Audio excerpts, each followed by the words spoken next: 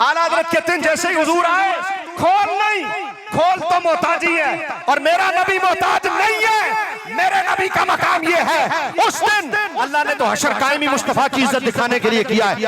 टूट जाएंगे सभी आशियों के फौरन, कैद बंद कब कब हशर में खुल जाएगी ताकत रसूलुल्लाह की। हशर में खुल जाएगी ताकत रसूलुल्लाह की। और जैसे ही ताकत खुलेगी फिर क्या होगा? फिर मकीने गुंबदे खजरा कॉन्फ्रेंस में आने वालों, फिर देखनी है हशर में इज्जत रसूल